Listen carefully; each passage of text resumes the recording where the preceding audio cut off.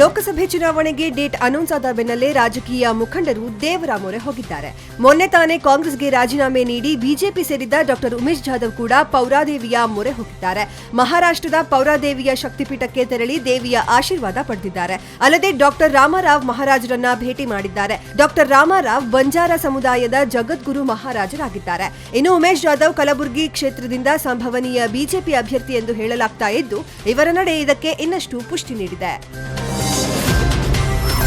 ಕಾಂಗ್ರೆಸ್ನ ಹಿರಿಯ ನಾಯಕ ಸಂಸದ ಮಲ್ಲಿಕಾರ್ಜುನ ಖರ್ಗೆ ಅವರು ದೇಶದ 2ನೇ ಅಂಬೇಡ್ಕರ್. ಲೋಕಸಭೆ ಚುನಾವಣೆಯಲ್ಲಿ ಅವರನ್ನ ಮತ್ತೊಮ್ಮೆ ಗೆಲ್ಲಿಸುವ ಮೂಲಕ ದೇಶ ಸೇವೆಗೆ ಅವಕಾಶ ಮಾಡಿಕೊಡಬೇಕು ಎಂದು ಜಿಲ್ಲಾ ಉಸ್ತುವಾರಿ ಸಚಿವ ರಾಜಶೇಖರ್ ಪಾಟೀಲ್ ಹೇಳಿದ್ದಾರೆ. ಗುರುಮಠಕಲ್ನಲ್ಲಿ ಕಾಂಗ್ರೆಸ್ ಕಾರ್ಯಕರ್ತರ ಸಮಾವೇಶದಲ್ಲಿ ಮಾತನಾಡಿದ ಅವರು, ಮತದಾರರು ಮಲ್ಲಿಕಾರ್ಜುನ್ ಖರ್ಗೆ ಅವರನ್ನ ಗೆಲ್ಲಿಸಬೇಕು, ಪ್ರಧಾನಿ ಮೋದಿ ಅವರನ್ನ ಸಮರ್ಥವಾಗಿ ಎದುರಿಸುವ ಶಕ್ತಿ ಖರ್ಗೆ ಅವರಿಗೆ ಮಾತ್ರ ಇದೆ ಅಂತ ಹೇಳಿದ್ದಾರೆ. ಇನ್ನು ಚುನಾವಣಾ ದಿನಾಂಕ ಘೋಷಣೆಯಾದ ಬೆನ್ನಲ್ಲೇ ಕಾಂಗ್ರೆಸ್ ಪಾಳೆಯದಲ್ಲಿ ಇವತ್ತು ಸ್ಕ್ರೀನಿಂಗ್ ಕಮಿಟಿ ಮೀಟಿಂಗ್ ನಡೆಯುವ ಸಾಧ್ಯತೆ ಇದೆ.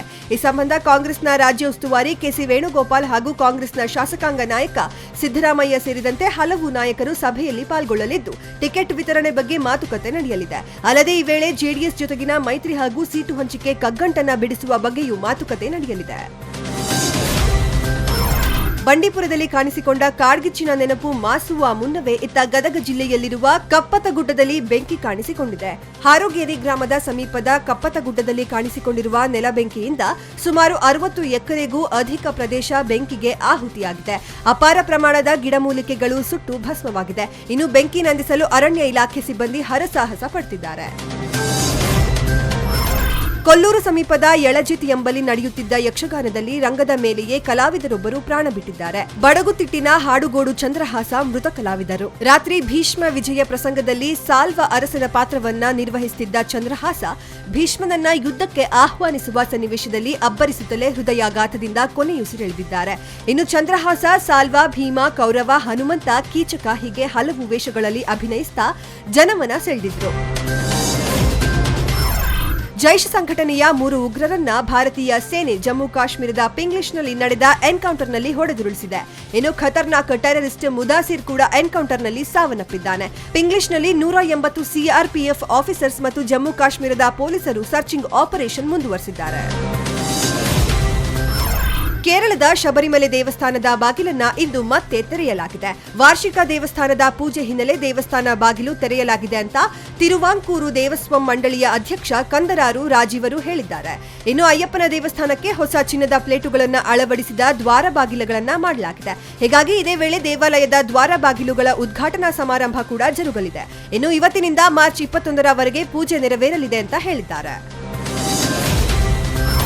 ಅಯೋಧ್ಯೆಯ ರಾಮಮಂದಿರ ವಿಚಾರದಲ್ಲಿ ತನ್ನ ನಿಲುವು ಎಂದಿಗೂ ಬದಲಾಗದು.